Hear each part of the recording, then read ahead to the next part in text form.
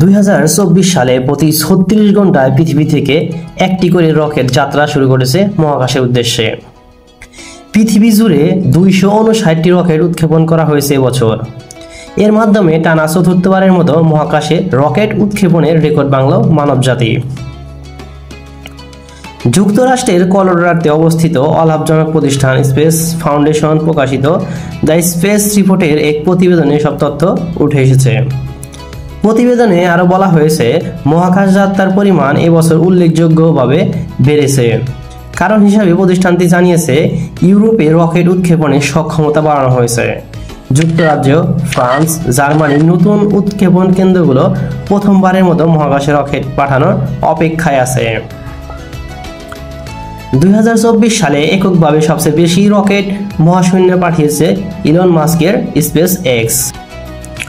মোট 132টি Falcon 9 rocket মহাশূন্যের উদ্দেশ্যে পাড়িয়ে জমেছে গত বছর।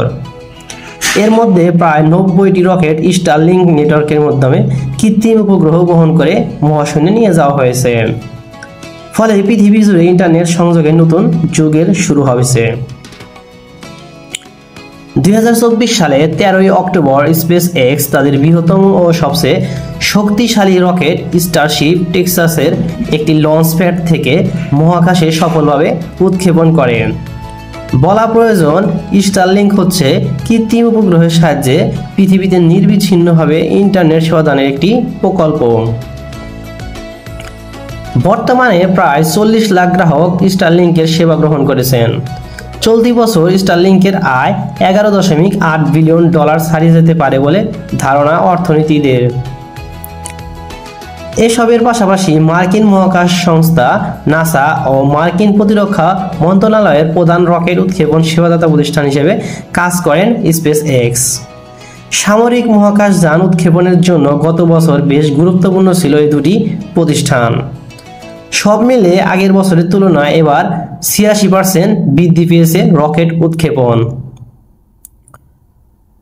যুক্তরাষ্ট্রের পরে মহাকাশ জয়ের পথে এগিয়ে আছে চীন। যুক্তরাষ্ট্রের চেয়ে প্রায় অর্ধেক রকেট পাঠিয়েছে দেশটি। চীন 2024 সালে মহাকাশ মিশন কার্যক্রম শুরু করে একসঙ্গে 4টি স্যাটেলাইট উৎক্ষেপণ করে। এক্ষেত্রে পিছিয়ে নেই রাশিয়াও। পৃথিবীর কক্ষপথে তাদের স্যাটেলাইটের সংখ্যা উল্লেখযোগ্যভাবে বেড়েছে। 2023 সালে যেখানে মাত্র 21টি স্যাটেলাইট মহাকাশে পাঠিয়েছেন দেশটি, সেখানে 2024 সালে পাঠিয়েছেন 98টি। অন্যদিকে 2024 সালে 17 ফেব্রুয়ারি জাপান তাদের নতুন প্রজন্মের H3 রকেট সফলভাবে উৎক্ষেপণ করে, যা তাদের মহাকাশ গবেষণায় একটি গুরুত্বপূর্ণ মাইলফলক। বিশ্লেষকদের মতে 2025 সাল মহাকাশ কার্যক্রম আরও বাড়বে। স্পেস এক্স তো আছেই, অন্যদিকে আরেক ধনকুবের জেফ বেজোস ব্লু অরিজিনের রকেট নিউ গ্লেন মুক্ত হয়েছে গত বছর। একে স্পেস এক্সের ফ্যালকন 9 সফল প্রতিদ্বন্দ্বী হিসেবে দেখা হচ্ছে। নিউ গ্লেন রকেটটি ভবিষ্যতে অ্যামাজনের কুইপার প্রকল্পের কাজ করবে। এই প্রকল্পে স্টারলিংকের মতোই তার ইন্টারনেট সেবা পৃথিবীতে প্রদান করবে। এছাড়া রকেট ল্যাবের নিউটন রকেট, সিয়েরো, স্পেস ড্রিম, সেসার মহাকাশযান এবং ইউরোপের জেফার, RFO-1, প্রাইম, স্কাইলাক, এলন এর মতো প্রতিষ্ঠান রকেট উৎক্ষেপণের পরিকল্পনা করেছে। খুব শীঘ্রই অস্ট্রেলিয়ার নিজস্ব রকেট এডিসও উৎক্ষেপিত হবে।